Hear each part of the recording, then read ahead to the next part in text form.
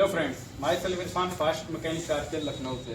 Friends, आज के date में जो सबसे बड़ी वर्कशॉप के लिए चैलेंज हो रही है वो है कि डीपीएफ जो प्रोसेस आ रहा है या BS6 गाड़ियां आ रही हैं जिसमें डीपीएफ की प्रॉब्लम बार बार आ रही है और गाड़ी बार बार रीजनरेशन मांग रही है।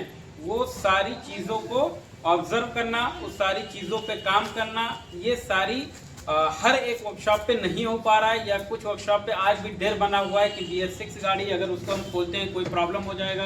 बिकॉज कैटालिटिक कन्वर्टर जो है वो 1-2 लाख, 2.5 लाख, 1.5 लाख, 1 लाख अराउंड सब गाड़ियों में अलग अलग प्राइस रेंज होता है और उसके हिसाब से वो कैटालिटिक कन्वर्टर आता है।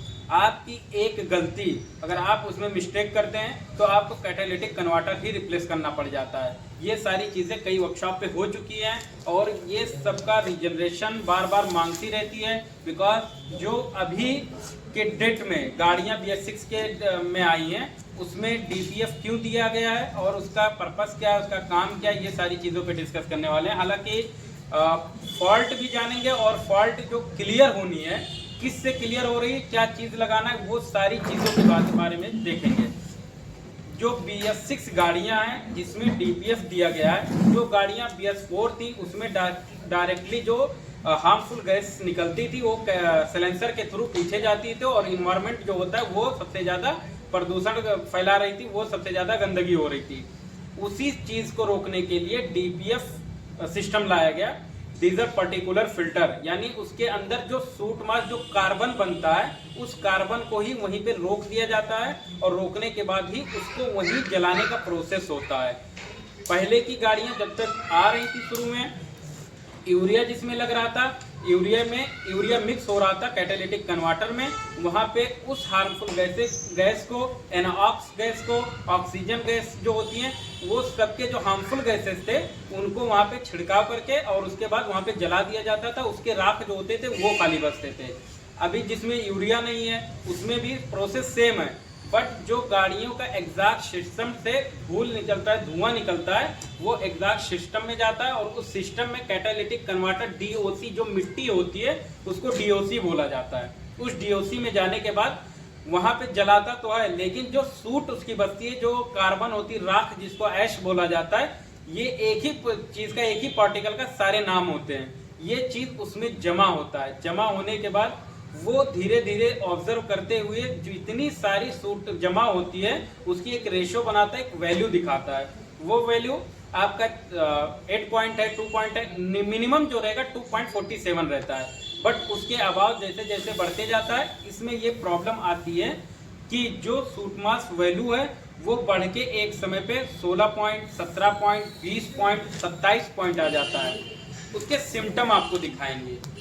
18, 19 या 20 पॉइंट के अराउंड जब जाता है तो उसमें आपका जो DPF है, DPF की लाइट ब्लिंक करने लगती है, जो कि आपकी जब ब्लिंक करेगी कुछ किलोमीटर 200-300 का रेंज देगी, उसमें आपकी सिर्फ ब्लिंक करेगी। बट जब गाड़ी दिक्कत करने लगती है कि आप उसको कंटिन्यू ड्राइव कर रहे हैं और सूट मास वैल्यू जो उसका कोड बता रहा है उसके ऊपर प्रॉपर वर्क नहीं करते हैं तो गाड़ी एक समय के बाद 27 के अराउंड उसमें सूट मास वैल्यू जमा हो जाता है। जब वो सूट मास वैल्यू जमा होता है तो गाड़ी पिकअप लेना छोड़ देती है, गाड़ी पिकअप तोड़ेगी, गाड़ी का परफॉर्मेंस घटेगा, गाड़ी का एवरेज घटेगा। ये सारी चीज़ें उसमें सिम्टम दिखाने लगेगी। आपकी गाड़ी अराउंड 30 से 40 के अराउंड ही फिर रन कर पाएगी। आप कितना भी एक्सीलरेट कर रहे हैं आपकी गाड़ी पिकअप नहीं लेगी। ये प्रॉब्लम आपके BS6 में आने लगती है। अब उसी चीज़ को अगर आप कंपनी के थ्रू जा रहे हैं या कंपनी में जा रहे हैं उस चीज़ को वर्क कराने, तो उसमें बहुत ही कॉस्टली चीज़ बता दी जाती है कि आपका कैटालिटिक कन्वर्टर जो है वो रिप्लेस करना पड़ेगा। हालांकि उसके सोल्यूशन कई सारे होते हैं बट कंपनी में ओनली रिप्लेस कर दिया जाता है, रिपेयर का उसमें चांस नहीं है। उसमें यह है कि आप सर्विस करके कुछ केमिकल कंपनी अदर साइड पे मिलते हैं, हर केमिकल उसके लिए यूजफुल नहीं होता है। बिकॉज कई बार होता है कि हम कुछ पानी यूज कर ले रहे हैं, डीजल यूज कर ले रहे हैं, पेट्रोल और सी शाइन, कई सारे केमिकल भी आ रहे हैं कंपनी में बाहर, तो वो चीज़ यूज करके जो DOC होता है जिसको कैटालिटिक कन्वर्टर की मिट्टी बोली जाती है वो मिट्टी ही डैमेज कर देती है। उसके बाद आप कितना भी रीजनरेशन कराएं या वो वर्कशॉप छोड़ के कहीं और कराएं या कंपनी छोड़ के कहीं और कराएं, फिर वो चीज़ क्लियर नहीं हो पाती है और उसको रिप्लेस ही करना पड़ जाता है। फर्स्ट ऑफ आपको जानकारी एटलीस्ट इतनी होनी चाहिए कि आपकी गाड़ी में जो काम हो रहा है वो प्रॉपर तरीके से हो रहा है कि नहीं हो रहा है, या आपके गाड़ी में जो केमिकल पड़ रहा है वो केमिकल प्रॉपर इस पे वर्क करेगा नहीं करेगा, ये सारी चीज़ें डिटेल में बात करेंगे। अगर डीजल डाल के पेट्रोल डाल के कर रहे हैं, डीओसी खराब हो रही है, कैटेलिटिक कन्वर्टर की मिट्टी और चौक हो जा रही है, आईएस पूरी जला नहीं पा रहा है, वो उस पार्ट को ऑब्जर्व कर ले रहा है, गाड़ी चालू कर रहे हैं और शॉर्ट मास वैल्यू बढ़ रही है, वो पूरी तरह फुल्ली चौक्ड कर देता है। जो चौक हो जाती है तब ये दिक्कत आती है कि आपकी गाड़ी की परफॉर्मेंस बहुत ज़्यादा खराब हो जाती है, वाइब्रेशन बहुत ज़्यादा आ जाती है। जब फुल्ली चौक हो जाती है गाड़ी लेट स्टार्टिंग कई सारी समस्या देने लगती है। आज उसी चीज़ को क्लियर करने के लिए मैंने जो केमिकल मंगाया है, हालांकि ये 2 टाइप के केमिकल होते हैं, एक 1 लीटर का होता है, एक आधा लीटर का होता है, यानी 1000 ml एंड 500 ml। ये दोनों को यूज़ करना है। दोनों में डिफरेंट क्या है, दोनों को किस प्रकार यूज़ करना है, सारी चीज़ें इसी वीडियो में बात करेंगे। ये जो है इसको केमिकल को मैंने अभी नाम हटा दिया है, बिकॉज मैं पहले खुद आज लखनऊ के अंदर हम बैठे हैं और लखनऊ में डीटीएफ क्लीनिंग का कहीं कोई सोर्स नहीं है, ना कहीं हो पा रहा है। लोगों को जब भी प्रॉब्लम हो रही है तो वो दिल्ली, नोएडा, ग्रेटर नोएडा, ये इस जगहों पे प्रेफर कर रहे हैं, जाते हैं वहाँ काम कराते हैं और वहाँ से फिर यहाँ पे गाड़ी आती है या यहाँ से गाड़ियाँ वहाँ जाती हैं वर्क करने के लिए। तो लखनऊ में नहीं हो पा रहा है, तो इस बेस पे हमने यहाँ पे बाहर से मेड इन जर्मन है, जो केमिकल है जर्मनी का है, वहाँ से मंगाने के बाद इसको हम पहले इस गाड़ी पे टेस्ट भी कर रहे हैं। और हालांकि इसको इससे पहले मैंने एक बार यूज़ कर लिया है, मुझे सेटिस्फेक्शन है कि मैं इस चीज़ को यूज़ कर रहा हूँ तो गाड़ी का वर्क 100% होगा ही होगा और काम बेहतर करता है। तो इस सारी चीज़ों को मैं यूज़ करूँगा। दोनों में कितना गैप रखना है, दोनों केमिकल कब कब यहाँ पे अंदर इनलेट में स्प्रे करना है और किस किस पॉइंट से करना है और किस नोजल से करना है, सारी चीज़ों में डिटेल में बात करेंगे। तो फर्स्ट ऑफ इसको केमिकल को पहले मैं अपने जो टूल है उस टूल में इनलेट कर लेता हूँ और यहाँ पे उसके बाद स्प्रे करते हैं। यहाँ पे जो दोनों टूल है, अभी हालांकि दोनों का नाम मैं मेंशन नहीं कर रहा हूँ क्योंकि कमेंट जितना आएगा आपके हिसाब से उसके हिसाब से फिर मैं यहाँ पे इसका नाम, प्राइस और मशीन का सारी चीज़ें मैं डिटेल में आपको बता दूंगा। पहले इसको हम ओपन कर ले रहे हैं और इसको ओपन करने के बाद यहाँ पे केमिकल फिलअप कर दे रहे हैं।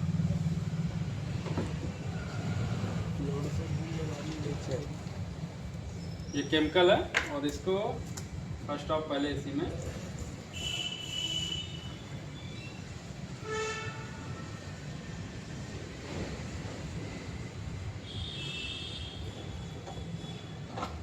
ये पूरा 1 लीटर का केमिकल होता है और इसको यहाँ पे हमने पूरा फिलअप कर लिया है इस कंटेनर को, तो साइड में रखते हैं और इसके बाद ये जो है इसको लगा के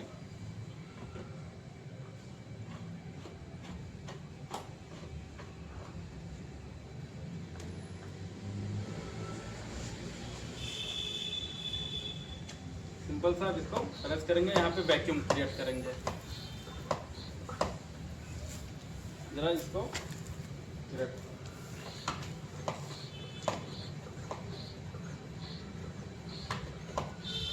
तो नॉर्मली गाड़ी बंद कंडीशन में आप यहाँ पे जो हमारे टेम्परेचर सेंसर होते हैं, जो हालांकि हमारा जो कैटेलिटिक कन्वर्टर होता है उसमें 2 temperature sensor and 2 oxygen sensor होते हैं। उसी ऑक्सीजन सेंसर को लामड़ा सेंसर भी बोला जाता है। O2 sensor, bank 1, O2 sensor, bank 2, ये 2 सेंसर होते हैं और टेम्परेचर सेंसर T4, T5 करके आते हैं। जिस गाड़ी में यूरिया पड़ती है उसमें 4 सेंसर टेम्परेचर सेंसर होते हैं, बाहर भी, पीछे साइड में भी होते हैं और कैटेलिटिक कन्वर्टर पे भी होते हैं। हालांकि ये विदाउट यूरिया है तो इसमें सिर्फ कैटेलिटिक कन्वर्टर पे ही हम स्प्रे करने वाले हैं और इसका पूरा प्रोसेस करने वाले हैं। तो पंप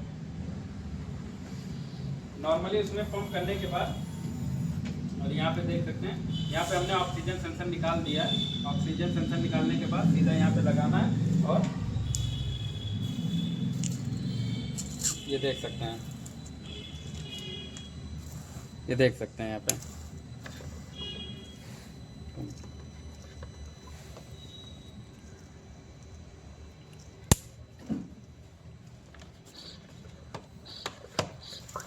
देख सकते हैं यहाँ पे स्प्रे जब हम कर रहे हैं तो यहाँ पे पूरा फोर्स से जा रहा है अंदर। ये जो होता है ये ऊपर से जब डालेंगे तो ये नीचे DOC जो होती है, जो कैटालिटिक कन्वर्टर होती है, उस मिट्टी पे जाता है। और नीचे साइड से जो देखेंगे टेम्परेचर, डायरेक्ट टेम्परेचर सेंसर पे यहाँ से भी हम डाल सकते हैं। ये देख सकते हैं यहाँ पे।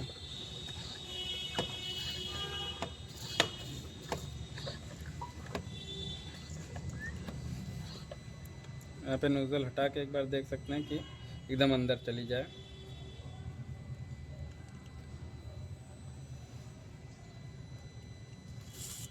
यहाँ पे भी जा रहा है, वर्क बढ़िया कर रहा है। इसमें ये होगा कि इसमें पूरा अंदर जा रहा है।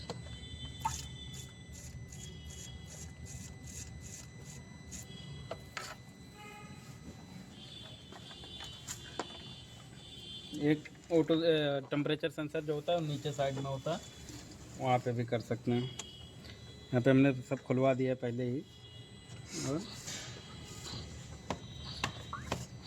वहाँ पे भी जा रहा है।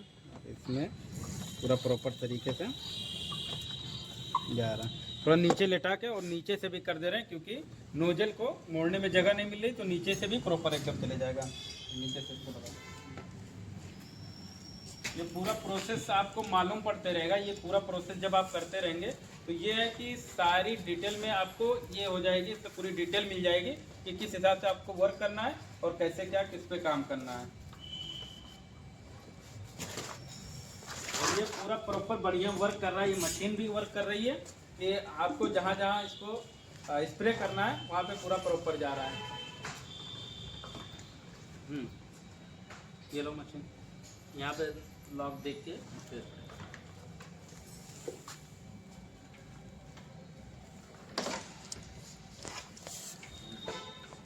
लगाओ, यहाँ पे नीचे वाले भी लगाओ, इसमें यहाँ पे लगाओ।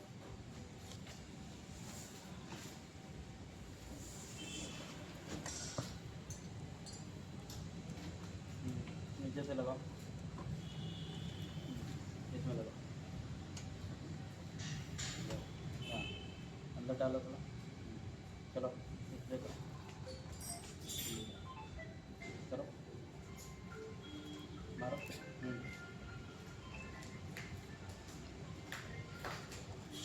करो,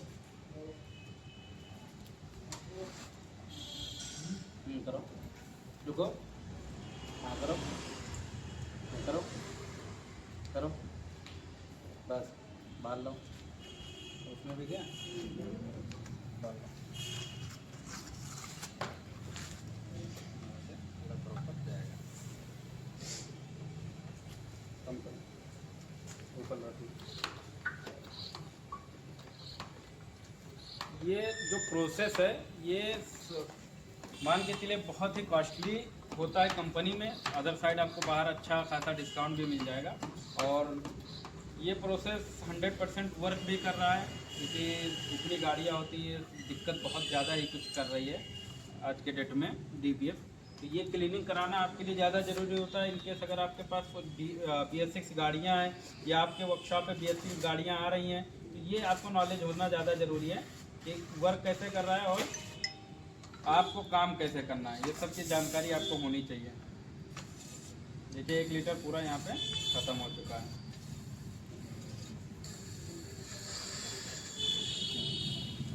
ये 1 लीटर ख़त्म हो गया है। अब ये केमिकल जो होता है बड़ा वाला, जो 1 लीटर के अराउंड था, इसको यहाँ पे डाल के और उसके बाद ये देख सकते हैं ख़त्म हो गया है यहाँ पे। अब यहाँ पे दूसरा हमारा केमिकल बचता है जो आधा लीटर का है। इस केमिकल को हमको कितनी देर बाद इसमें स्प्रे करना है, ये चीज़ की भी मेंशन होती है कि आपको इस केमिकल को एटलीस्ट इसको स्प्रे करने के 15 मिनट बाद ही इसको मेंशन करना है। 15 मिनट बाद इस केमिकल को मेंशन करेंगे, उसके बाद गाड़ी का जो सेंसर है उसको पूरा लगा देंगे पूरी तरीके से। उसके बाद रीजनरेशन करते हैं। रीजनरेशन स्कैनर से पहले देखते हैं, स्कैनर से भी होता है। मैंने कई सारी गाड़ियों का रीजनरेशन किया है और कई सारी गाड़ियों में सक्सेस भी हुआ है। बट इस गाड़ी पे रीज़न जो था कि इस पर एक प्रॉपर तरीके से आपको बताया जाए। हालांकि गाड़ी automatic plus manual gear box की है और महिंद्रा की XCV है 300। इसमें जो ऑटोमेटिक होता है उसमें एक चीज़ बार बार दिक्कत करता रहता है कि जब भी आप रीजनरेशन करते हैं तो ब्रेक स्विच सिग्नल उसमें नॉट ओके दिखाता है। वो भी रीज़न होती है, अगर एक भी इसमें जो सिम्टम दिखाता है, आप एक चीज़ उस पर देखेंगे कि जब भी आप रीजनरेशन कर रहे हैं तो आपको यहाँ पे कूलेंट टेम्परेचर, इंजन की स्टेटस क्या है, जो इसकी कंडीशन होती है जी, इस पर आप देखेंगे कि कभी भी आप अगर रीजनरेशन कर रहे हैं तो कूलेंट की टेम्परेचर कितनी चाहिए, कंडीशन वैल्यू बताता है, यूनिट बताता है, किस यूनिट में दिख रही है, कंडीशन एंड स्टेटस दिखाता है। यहाँ पे दो चीज़ नॉट ओके दिखा रही है, एक तो कूलेंट टेम्परेचर जो कि वैल्यू आ रही है 26 डिग्री और कंडीशन जो मांग रहा है 60 डिग्री मांग रहा है। कूलेंट टेम्परेचर जो होता है, गाड़ी का जो पानी होता है, जो कूलेंट होता है, उसके हीटिंग के, गाड़ी का जो टेम्परेचर है उसके हीटिंग के हिसाब से बताता है, तो उसकी जो टेम्परेचर है वो कितनी है, ये चीज़ सबसे ज़्यादा मायने रखती है। कूलेंट टेम्परेचर एटलीस्ट 60 प्लस होना चाहिए। यहाँ पे जो कंडीशन दिखा रहा है वो 60 का दिखा रहा है और वहाँ पे हमारा जो है 25.75 आ गया, तो इसके वजह से नॉट ओके दिखा रहा है। दूसरी चीज़ इंजन स्टेटस दिखा रहा है, इंजन स्टेटस आपका क्या है, ओके है, नॉट ओके, क्या है क्या नहीं है, ये सारी चीज़ें इसमें शो करता है। अब इंजन स्टेटस का मतलब ये है कि आपका इंजन यहाँ पे वैल्यू जो दिखा रहा है फाल्स दिखा रहा है, गलत दिखा रहा है। ओके कब होगा, जब गाड़ी आपकी स्टार्ट रहेगी, इसका मतलब गाड़ी हमको स्टार्ट करनी है, क्योंकि यहाँ पे दिखा रहा है engine should be running, engine को रनिंग चाहिए, तो वो भी नॉट ओके दिखा रहा है। व्हीकल स्पीड 0 है, ओके है, क्योंकि 0 ही चाहिए। The value of the current gear ratio, gear ratio जो है गाड़ी जब चालू रहेगी तो यहाँ पे दिखाएगा, क्योंकि नॉट अवेलेबल भी दिखा रहा है, गियर रेशो 0 होनी चाहिए, न्यूट्रल होनी चाहिए, इस वजह से वहाँ पे ओके दिखा रहा है, क्योंकि कोई डाटा नहीं आएगा तो ओके ही दिखाएगा। इन केस गाड़ी अगर 1 गियर में दिखा रही है, 2 में दिखा रही है, रिवर्स में दिखा रही है, पार्किंग में दिखा रही है, तो नॉट ओके आता।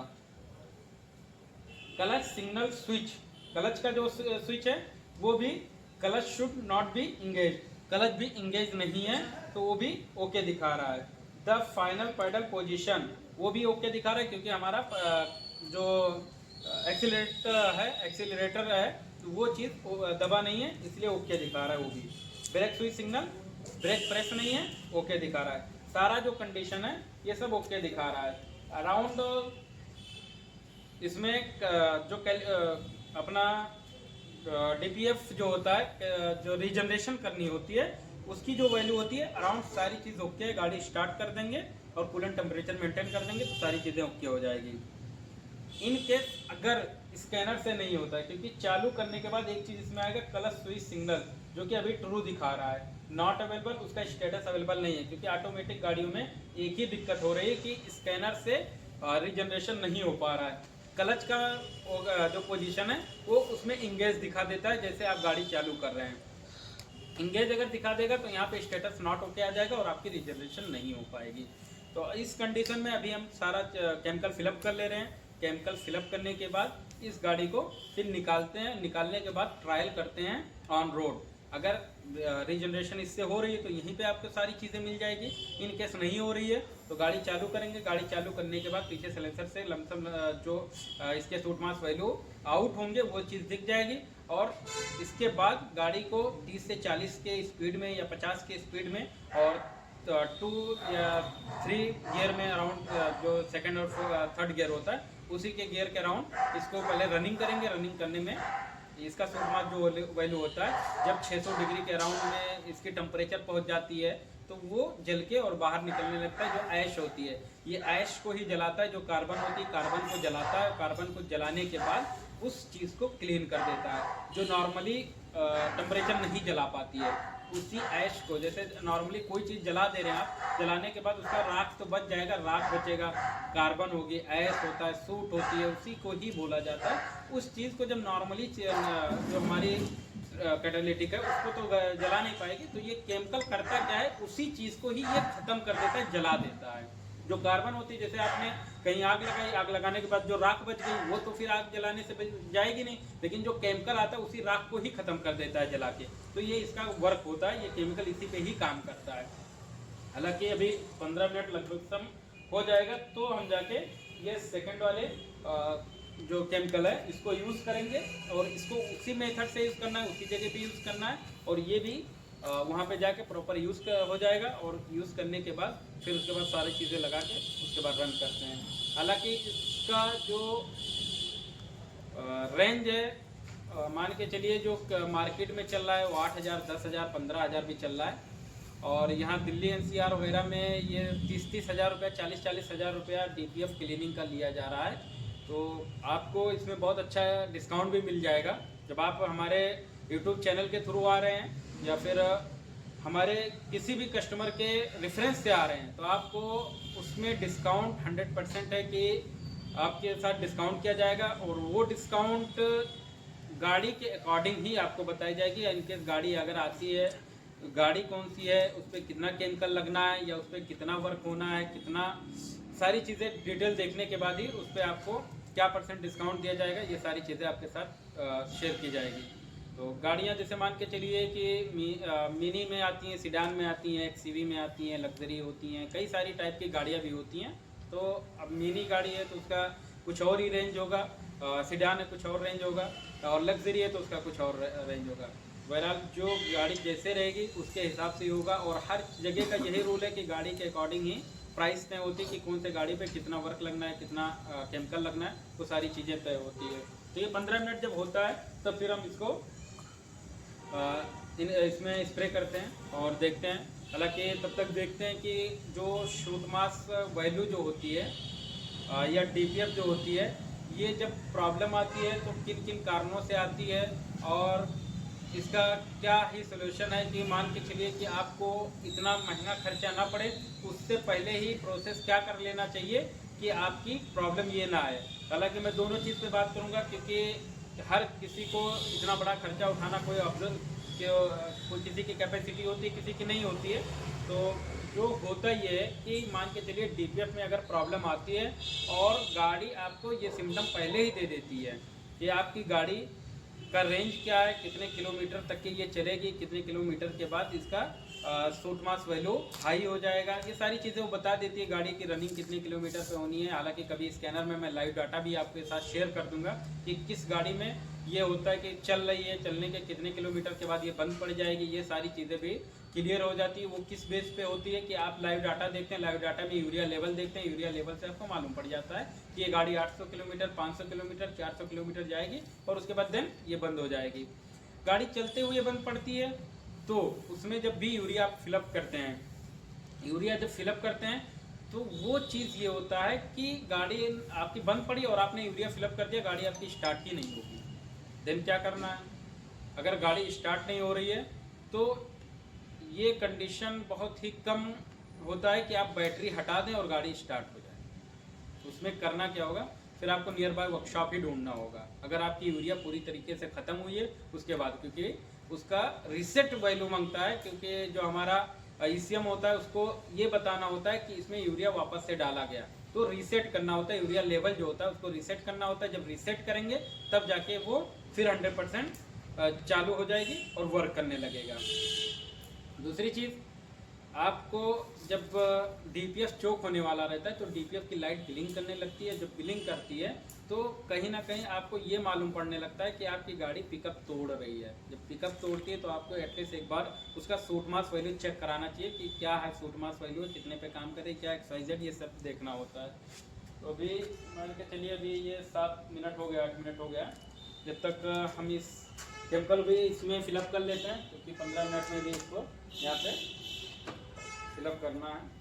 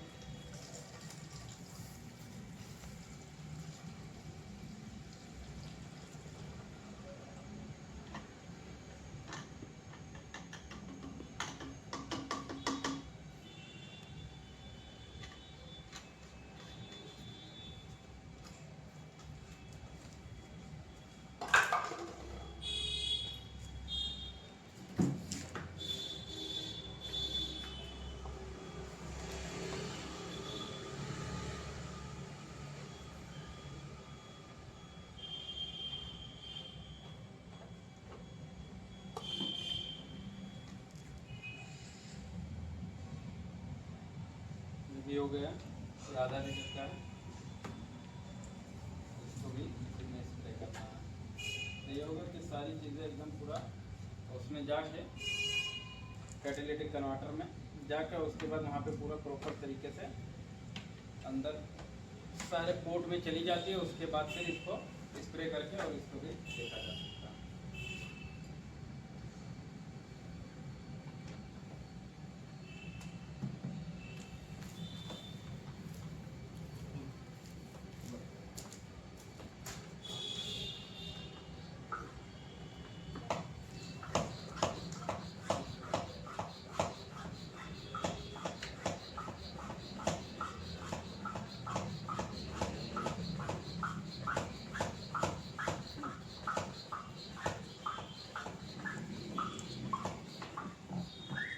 इसको भी स्प्रे करते हैं इसमें।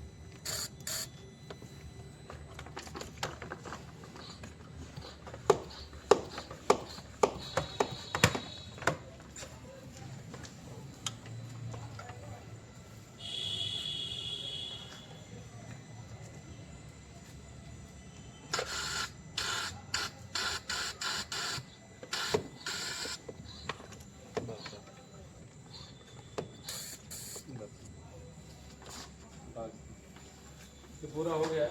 अब इसका सेंसर वगैरह सारी चीज़ें लगा देते हैं। लगाने के बाद इसको फिर चालू करते हैं और उसके बाद इसका ट्रायल करते हैं।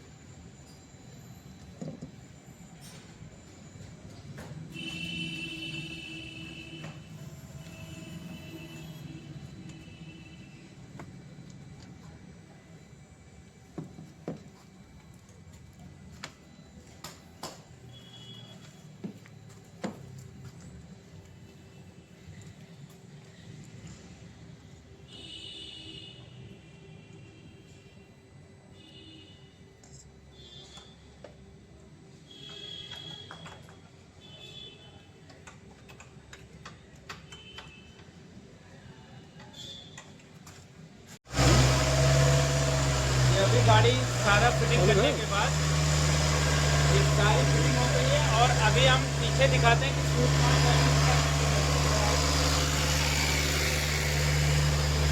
यहाँ पे देख सकते हो ये सारा ये ऐश जो होता है वही जलता है। और अब इस गाड़ी को ऑन रनिंग ड्राइव करते हैं। ड्राइव करने पे मैं तो दिखा नहीं पाऊंगा, लेकिन ड्राइव करने पे ये चीज़ आपको मालूम पड़ जाएगी कि ये कितनी ज़्यादा स्मूथ हो गई। और उसके बाद इसमें जो फॉल्ट कोड आ रहा था वो क्लियर हो जाएगी। तो इसको आप ड्राइव पे निकालते हैं, क्योंकि ये इसकी सूट मार्क वैल्यू यही है जो जल रही है, ये पूरा सिलेंसर के थ्रू यही चीज़ क्लीन करना होता है। ये प्रॉपर क्लीन हो जाती है, आपका सूट मार्क वैल्यू जो है एकदम प्रॉपर काम करने लगेगा और सारी चीज़ें ओके हो जाएगी। तो डीपीएफ क्लीनिंग करने का ये प्रोसेस होता है, और ऐसे ही फॉलो करके किसी भी गाड़ी का आप डीपीएफ क्लीन कर सकते हैं। बस सही केमिकल, सही पोजीशन, सही टाइमिंग, सारी चीज़ें मालूम होनी चाहिए, उसके बाद ही ये वर्क करती है और उस पर काम होता है। तो ये डीपीएफ की आप देख सकते हैं कि कितना बढ़िया से सुपरफास्ट वैल्यू ये क्लीन हो रहा है पूरा। ये देख सकते हैं, ये बहुत ही ज़्यादा रस्ट हो चुकी थी और इसी का बार बार कोड आ रहा था। ये पूरी क्लीन हो रही है। अब इसको निकालते हैं और रनिंग करते हैं। रनिंग करने पे ये पूरा स्मूथ हो जाएगा।